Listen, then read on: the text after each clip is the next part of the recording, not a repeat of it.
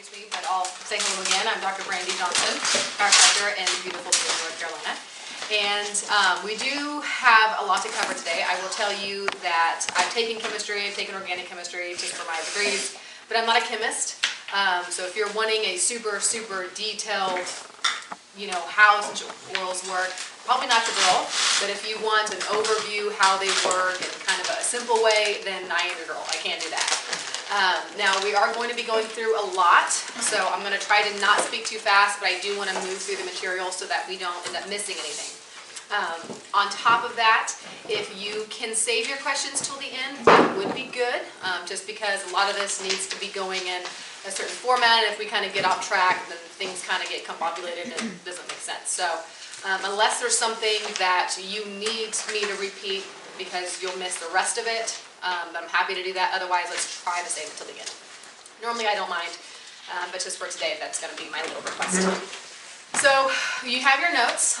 They're going to be a little bare because I do want people to be able to write what makes sense to them instead of just having my own format. So you'll see that what we're talking about is why essential oils are effective, how they're effective, and then what they actually do for us. Okay, so it's going to be kind of our three subject matters.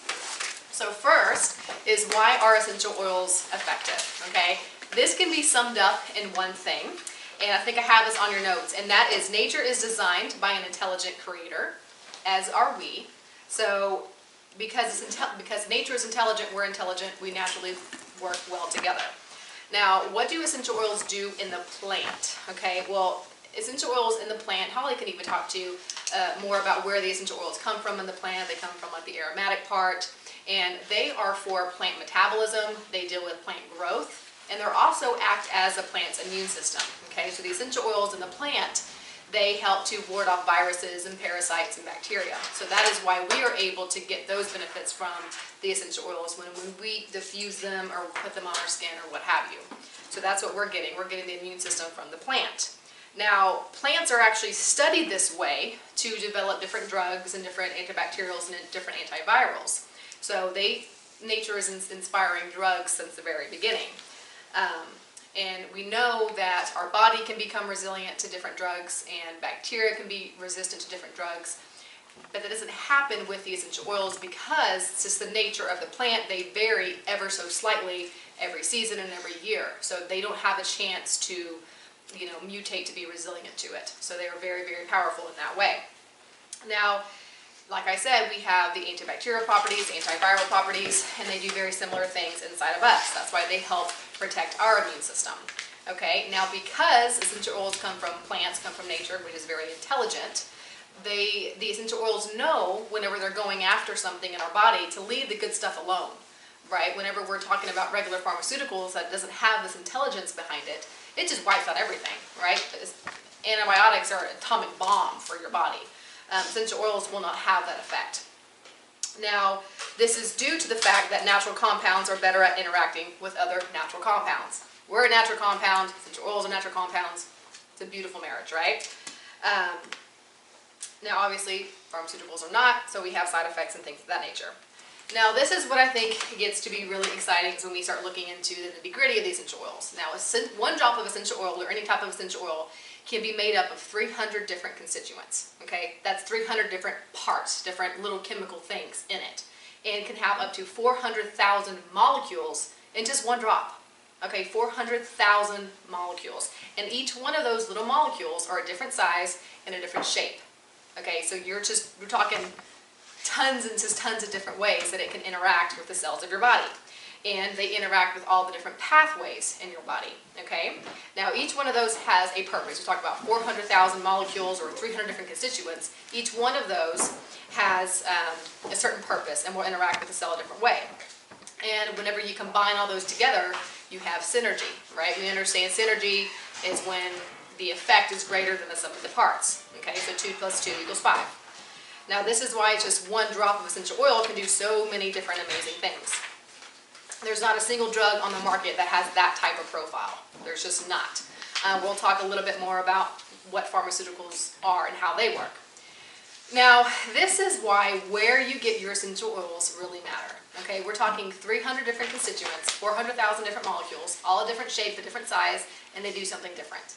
Now, if you're getting cheap essential oils where they're not accounting for that, you're not getting all the benefits of that oil. So it's very important that we know from the seed to the seal, right? From when that seed is grown until the bottle is sealed, what's going on with that oil. Okay, I think you all know kind of where I'm getting at with that, okay, why it's so important. Now, there are two things about essential oils that make them super, super powerful for the human cell, okay? One of those things is that they are super teeny tiny, okay? Now, they are smaller than the proteins that fit inside of our cells, okay? Now, we know our DNA is made up of amino acids, which make up proteins, okay? Essential oils are smaller than that, okay? So they are teeny tiny.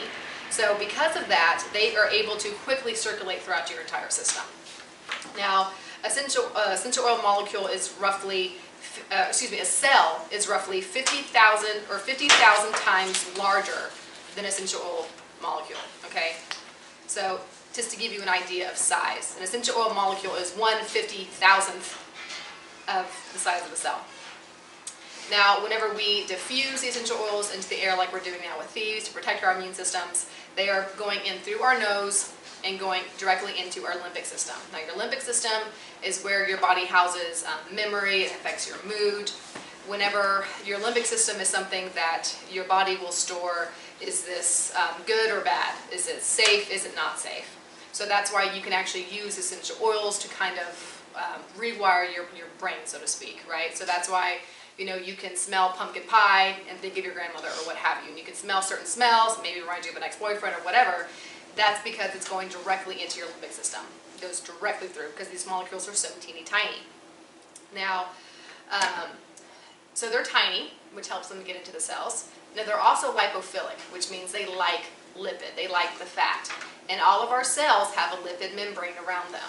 So these molecules being so small and lipophilic, they can go right through that cellular membrane, get into the cell, as well as all the little organelles inside of the cell, okay? So it can get into every single part of your cell, and it can get into every cell of your body, okay? Now, we can't actually necessarily have proven that yet, but whenever we compare these molecules to every similar molecule, that's exactly what they do. So we know essential oils can do this. Now, they can go into the cell because of lipid membrane. They can get into the organelles, they can get into the nucleus and affect the DNA. Okay, so essential oils can affect you at the DNA level and can affect gene expression. Okay, so they can affect everything that has to do with the cell. Now, these two properties, the fact that they're really small and that they're lipophilic, also allows them to cross the blood-brain barrier, because the blood-brain barrier is a series of tight junctions that keeps things that are either too big or a certain property so they can't get across. But essential oils are able to cross that. So we know for a fact essential oils will affect your brain. So just in summation, it's the size and diversity of the essential oil molecules and the affinity that they have for lipids is why essential oils are so effective at getting into the cells, including crossing that blood-brain barrier. So that's kind of the why. Now, kind of a subset of that is how are they so effective? Now, they have an affinity for interacting with proteins, which is what makes up our DNA, and we know that that's going to have a big part in just how our overall health is managed. Now, certain chemical compounds that make up essential oils are known to do certain things. Now, when you combine those certain compounds and combine it with all the other little trace constituents of the essential oils, you have a truly powerful plant medicine. And some of these compounds are named by how many carbons and hydrogens they have. We're not going to get into that specific of it. If you want to know that, I can send you some resources, but we're just going to keep it simple. So one of the first ones is phenols. Now, these are known to clean the cell receptor sites, and this improves, so whenever you have those receptors clean, your cells can communicate better, so your body knows what's going on. And some oils that are really high in these are anise, clove, basil, and oregano. There's a few, but we're just going to name the top few for right now. Another chemical compound that's really common in essential oils, this one's actually in most essential oils, is monoterpenes. And now they can reprogram misinformation that's found within your DNA. Okay, so they can kind of unscramble some of the mess that can go on whenever we get exposed to toxins and things like that. It screws up our DNA. Essential oils can actually help fix that. They can help alleviate that. Now, these are highest and grapefruit, angelica, frankincense, and cypress. And there's some other ones as well. Another chemical compound is cesicorpines. I may be butchering these names. Like I said, not a chemist. Now these deliver oxygen to the cells, okay? And they also help to re-scramble some of that misinformation within the DNA as well. Now when you look at cancer, that's essentially what cancer is at a cellular level. It is messed up DNA and low oxygen. So whenever you add oxygen, you re-scramble that DNA, cancer cells can't thrive, okay? So that is why there are certain oils that are really powerful against tumor cells and cancer cells. Which, by the way, Sacred Frankincense is free this month, and that's the one that's specific for cancer. Yes, awesome. You guys hear that? Okay, good. Yes, Sacred Frankincense. Some other ones, aside from that, are cedarwood, vetiver, sandalwood, patchouli, ginger, and myrrh. So those are some other ones that are going to be really high in that anti-cancer chemical compound. Now this is another type of compound that it's a beta-caryophyllene, and this is found in many of the essential oils. Now they act on your CB2 receptors, okay, your cannabinoid receptors. Now we know we have CB1, we have CB2. CB1 are the ones that will give you kind of that that high, so to speak, whenever THC is in the mix. Now CB2 does not have that, so there's nothing that you can do that's going to give you that sensation. Now what these receptors are responsible for is they govern pain, appetite, mood. They do a lot with memory, and also many immune responses. Okay, so that's what these will interact with. Now they are highest in cobaba. I can never say that one right. So that's where you're going to get the most of that benefit that's going to act on those CB2 receptors. It's also high in ylang-ylang, black pepper, clove, rosemary, basil, oregano, and lavender. And I can give you this list if you need to. So even just by using some of these essential oils, you're getting access to so many different receptors all across your body. So that's why you can have so many different side benefits as opposed to side effects. You get side benefits because they're affecting so many things. And we'll go into a little bit of that too.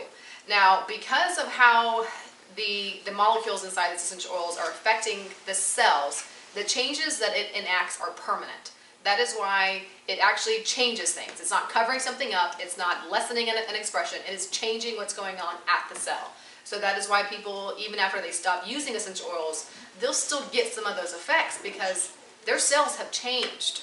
The DNA within those cells have changed. So those changes are permanent, which is very, very exciting.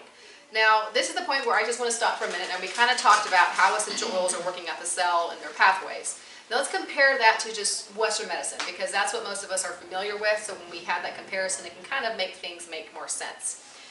Now, we know that drugs are inspired by nature, okay? Now, this has been going on forever. Now, what happens is we'll say, they look at a plant, and they say, okay, well, we know that when people eat this plant or consume this plant, it lessens their pain, or it decreases their cancer. So let's find out what's in this plant that makes it that way. So they'll look at it and they'll say, okay, well, 70% of this plant is made up of this certain chemical compound, this constituent. So they'll say, okay, well, that must be what makes it anti-cancer. So they'll go to the lab and they'll try to make up, there's actually basically a logbook of all the different molecules that lab scientists have made. And they'll say, okay, well, we need to try to make something that fits kind of like this molecule does, that looks like this molecule does, that will block this specific pathway, that will block this specific action of the cell. And so they go and do that. But when you do that, you're not taking into account the entire network, everything that's going on. It's always a chain of events, right? And so when you're just blocking that one little action without taking into account of everything else, you're leaving a lot of loose ends. Plus, because we know that essential oils work with synergy, we have 300 different constituents. It's not just one of those things that's doing the job. It's all of it together. So if you're taking out just one of those constituents, leaving the rest, that drug is not going to be able to work. Okay? So they'll try to whip up something artificial, synthetic, that will fit into this little key. Now, they'll spend millions of dollars doing this, they'll market it to doctors and patients, and then they come to find out, they patent it, they do whatever they can do. And then they'll decide, okay, well, it has too many side effects, they pull it off the market and they do it again. That's basically the drug market in a nutshell. Now, what is this approach called? This approach is called monomolecular therapy. That is one molecule, one receptor, one pathway, and one intended effect. We know the effects generally are more than just one, but that's their intended approach. Now, the success rate is really, really low, and we know this because there are tons of different pathways that will create inflammation in the body. It's not just one. It's certainly not just one molecule, one receptor, one cell. Now, and like I said, whenever you're just trying to address this one receptor, this one thing, you're leaving a lot of these loose ends. Now, you're leaving a lot of things kind of unchecked. So this is where I say it's side effects or the unintended consequences of trying to play nature when you're not. Okay, that's basically what happens. Now, I was trying to think about this and, what does this look like? And basically, it's the equivalence of, the game Jenga, right? Where you put all the little pieces together and you have the tower and then you try to pull the pieces out. Well, that's basically what Western medicine does, right? They'll look at the tower, they'll say, oh, it's kind of swaying a little bit. And they'll look and they'll say, oh, well, this log here is loose. Let's just pull it out.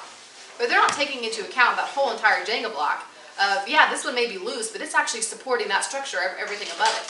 So if you just pull it out because you think it's a problem and you're not actually supporting the structure, everything eventually is going to fall. Okay, so that's basically what Western medicine does.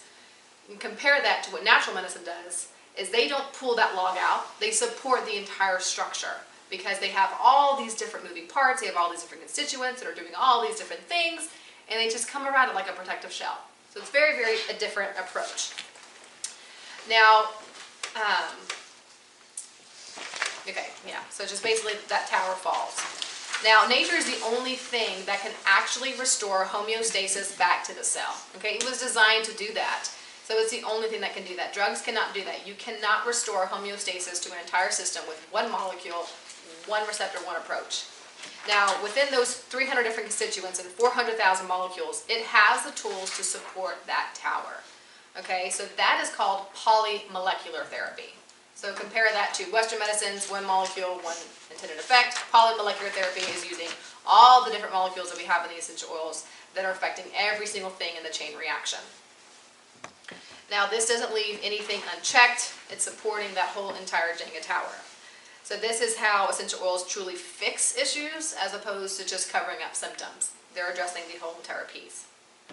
Now, this also comes back to the fact that essential oils work under the rule of synergy. Now, this is the idea, sum of the parts is greater than, or the effect is greater than the sum of the parts.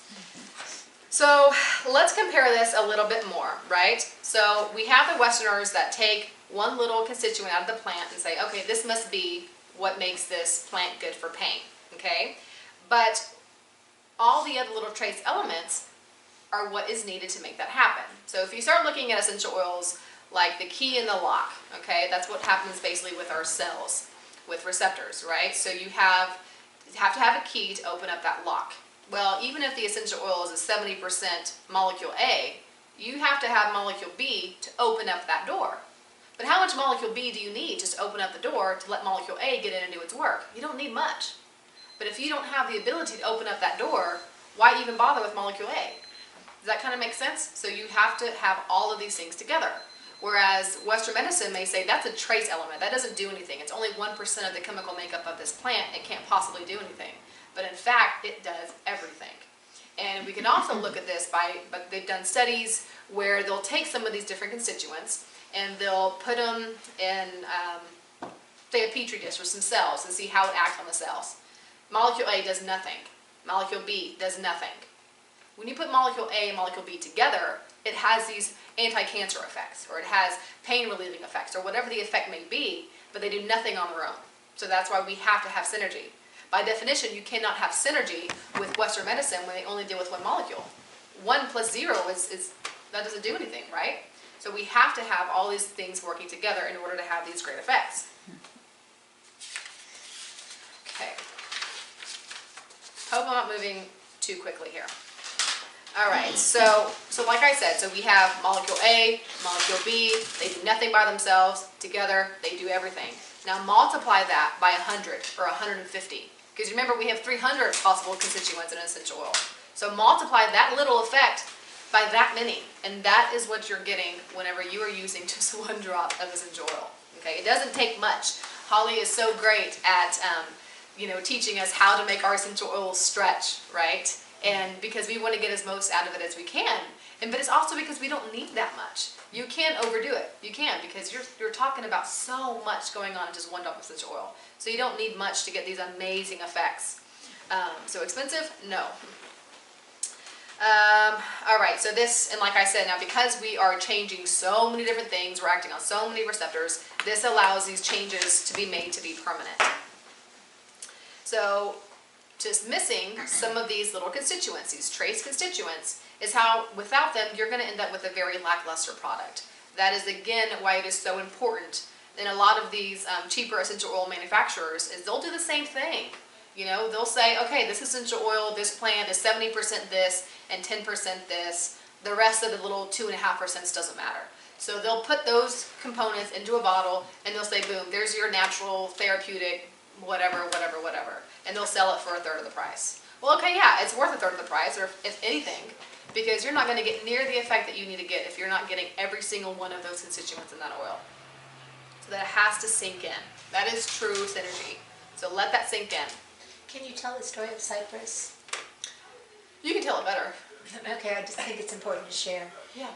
Cypress has 280 some constituents, and it takes exactly 24 hours of cold distilling to get those 280 constituents.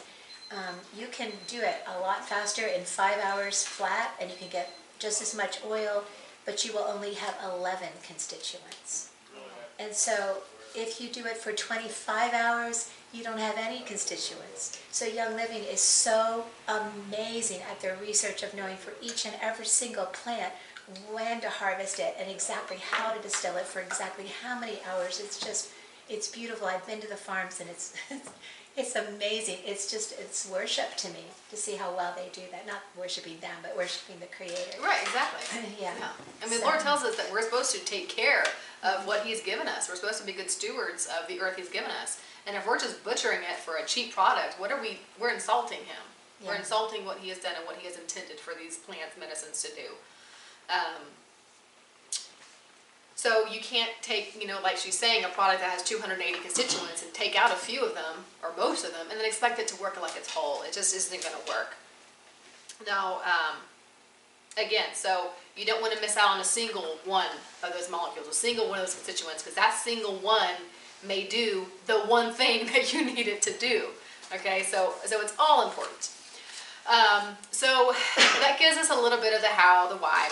But now, what do they do for our health? So we get what they do for ourselves, but what do they do for our health? Now, within all of these different constituents, they restore homeostasis, and they're able to do this because of the diversity of the cells and their synergistic effects. So one of the things that essential oils are known is they have a very, very high ORAC value. The ORAC is the oxygen radical absorption capacity. That is a really long name for antioxidant power. Now, this was adopted by the USDA to check and see the antioxidant properties of different foods, because we understand that we want antioxidants for healthy aging, to ward off cancer, for all those different things, for energy, you name it, you want antioxidants. Now, oxidants, just a really short description, everything, natural metabolism of our body, we reduce free radicals, okay? That's just something that's a natural part of being human. Of course, the more junk food you eat, the more processed food, the more free radicals you have. How you cook your food will release certain free radicals. So, in essence, it's something we can't avoid. So having antioxidants in our daily routine is absolutely crucial. The higher the number on the ORAC scale, the greater the antioxidants effects. So I'm going to read off a list here of some foods. I think you may have this in your notes as well.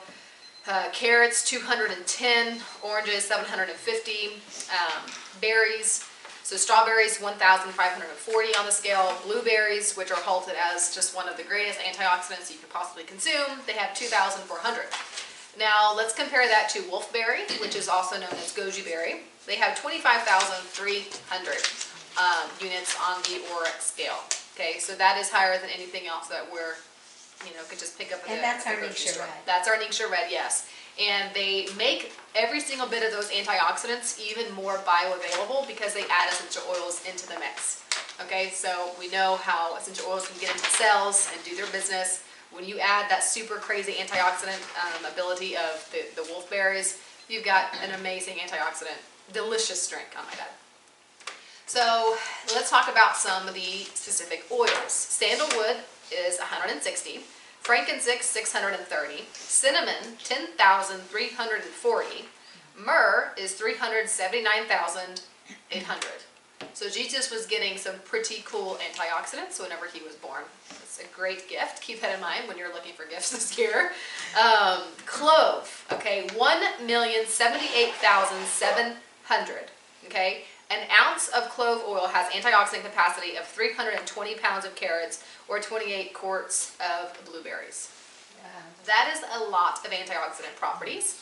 And just in case you're all wondering, those are all being diffused right now with this diffuser. We're diffusing thieves, so they have the clove, it has the cinnamon, it has all of those in there, just getting rid of all the junk that could be in the air. Okay, so very powerful stuff. Oh, and if anything needs a cough drop, help yourself. Yes, and the thieves' cough drops. So because the molecules are so incredibly tiny, they are called volatile, which means that they're able to get into the air very, very rapidly, okay? So that's what these doing. These teeny tiny little molecules are all over the place, okay? They're super tiny, that's why you're able to breathe them in, they go in through your nose, they go into your lungs and do their work. Okay, so diffusing essential oils are absolutely powerful. You don't have to put them on your skin to get all the benefits. In fact, sometimes you want to breathe them in as opposed to putting them on your skin. So this is why living with essential oils as a part of your daily routine is so important for just a healthy life when we talk about these antioxidants. So the last thing I want to talk about, and just to mention, you know, I always laugh when I tell people that while I'm cleaning, I'm boosting my immune system at the same time, and that is from the Thieves essential oil. So the Thieves cleaner has the Thieves essential oil in it. So you're killing everything on your counter. You got those antiviral, antibacterial, anti-parasitic properties that you're cleaning your floors with or whatever. At the same time, you're getting in those molecules that are helping out your immune system. Did you have a question? No, just a comment. Yes. Look at the value, the ORAC value of clove again. It is the highest known ORAC value on the planet. Yes. Yes. Yeah, I think you were pointing that out. Yeah, you just look at the number, it's just a number, but when you have it in reference of it's the strongest in the world, it's pretty amazing. And that's why they talk about, you know, thieves being from, you know, the Black Plague, where you had those long snouts, that they had those herbs inside of their nose. And I've also heard accounts of people rubbing it on their hands whenever they were robbing graves and robbing the bodies. They'd actually have it on their hands. And, you know, so much of this intuition that I think that people had, you know, they didn't have to, not that studies are great, I love science, I really do, but, you know, but I think there's so much that we've lost of just common sense. You know what I mean? It's like we have to have something to edify or something to prove what we can see right in front of us. You know, I mean, what plants have been doing since the beginning of time, healing people, it works, you guys. It just works. You don't have to have something proving it to you. But, you know, hey, science is cool too, but it's just a sidebar. Okay, so antioxidant properties, what else do they do? So they raise the frequency of the human body.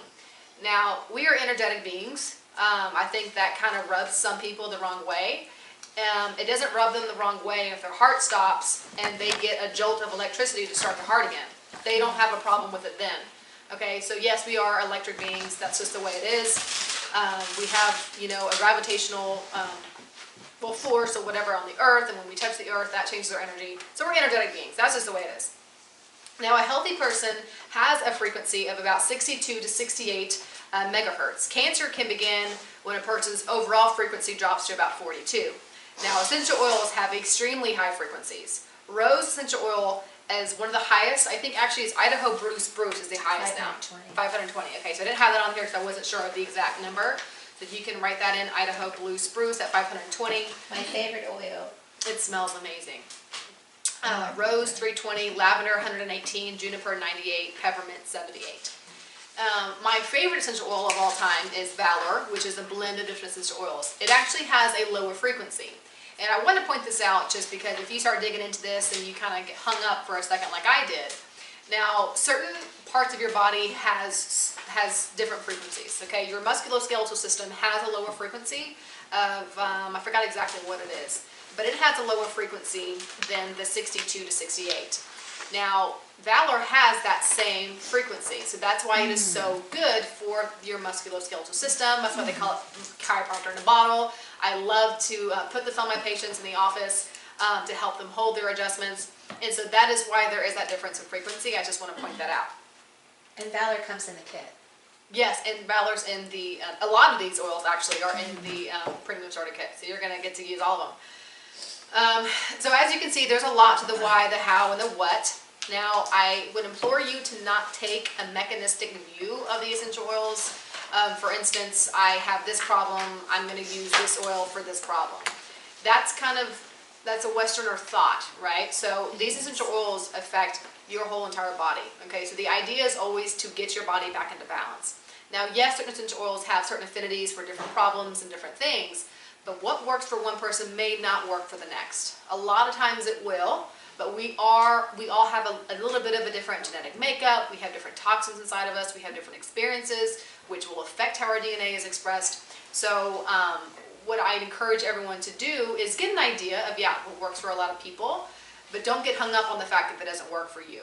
You need to try different things. Now, we have all these different constituents. We have all these different properties.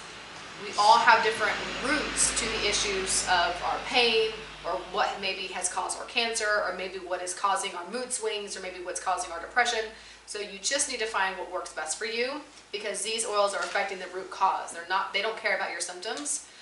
So you need to kind of get off of that a little bit as well, and just bring your body back to a place where it can be restored.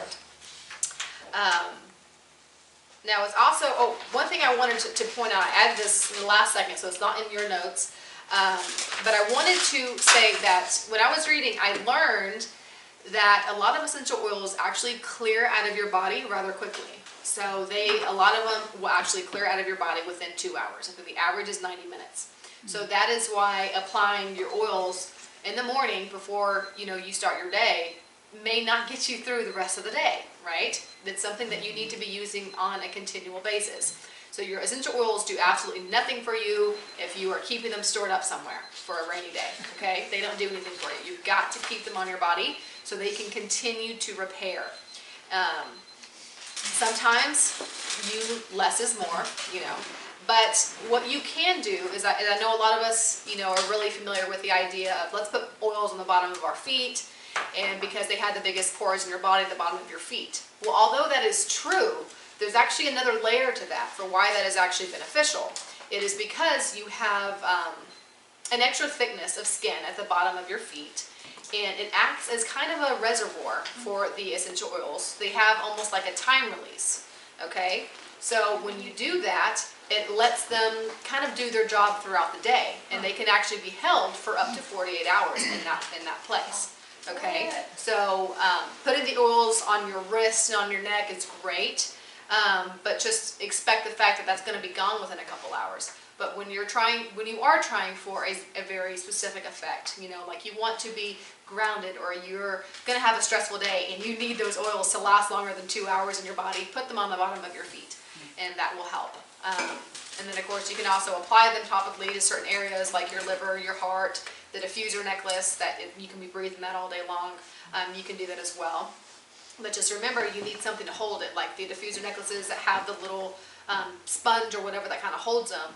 Because remember, the essential oils are very volatile. They'll get off in the air really quick. So you can, you want something to kind of hold them. So I hope that was informative. There's a whole lot more really that could be covered. Like I said, I wanted this to be a very simple overview. We talked about the constituents, we talked about synergy, and kind of comparing that to Western thought, and how to avoid getting sucked into that system. So at this point, does anybody have any questions? Has anyone ever died from taking essential oils? Has anyone ever died from taking them, like internally? Or using them? I'm sure there's probably some cases out there, but I think it's usually from absolute negligence, absolute loss. Yeah, drinking an entire bottle, and usually the junk, the crappy stuff that's full of synthetics. Because you got to remember, if you are getting anything from the essential oils, like the junk essential oils, they do have some of those little teeny tiny constituents, and the rest of it's synthetics and junk. You're taking that along with you, you know, because the essential oils are so bioavailable, they're getting into your cells. Why bring junk in there with them? Well, can you talk about the pesticides on getting essential oils from non-organic plant material? Oh, yeah, so I mean, if you're, had pesticides on the plants and then they're making essential oils from that, you're getting that into your cells too. And it's even more concentrated. That's true, very concentrated, yeah. So you could get very sick using cheap oils. Or anything that's been adulterated in some way, even if you get the good stuff and then you put, you know, you adulterate it with something else. Yeah, so where you get your essential oils really does matter. It really, really does, especially if you're trying to get a desired effect, which is health, you know, so it makes a big difference. On page 3, some of these, do you have written down all of the things that are good? If you do, I'd like to take a picture of it. I have different notes than you do, so what is page 3 for you? Oh, it's titled Some of These, Phenols and, Oh, okay. yeah, do you The have how. that? Okay, gotcha. So you want to know if there's a list of what all essential oils have those Right. chemical compounds? Yeah. I don't have it written down. Oh, or I guess I have some on my list, yes, and you're welcome to take a picture of that. Can I Yes. just take a picture of that? Absolutely, I forgot, I did have that. Let's see, where, okay, here we go, Okay. yes. Phenols. You're so welcome. Wonderful, okay. Anything else? Can you address the fact that when God spoke us into existence, He made us into His image? And so how does that relate to using the oils to restore us back to His image? Well, I think you pretty much just said it, you know, with that, you know, God made us in His image. He created nature for us, and, you know, whenever we are using what He gave us to restore us, we're really restoring us back to Him, because God is omnipresent, right? He is in everything. He is in nature. He is in everything about the earth, and so when we are partaking of that in the purest form that we are, we're getting His Spirit in that as well. So it really is such a beautiful experience. That's why I love this time of year when we talk about, you know, essential oils in the Bible, and just kind of getting back to that. So, yeah. I think it's good to remember that, what did the Bible say? That the leaf of the tree is for medicine, the fruit of the tree is for meat, and the leaf of the tree is for medicine. And so He provided everything we need. Everything. In our food even. Yes. Although we've adulterated it Yes. and poisoned it. We have not It's been still stewards. supposed to be there. We have not been stewards of that. I love push, that. I think just touch anywhere. Yeah. It's right here, No, I mean, it's right here. really great. Just touch.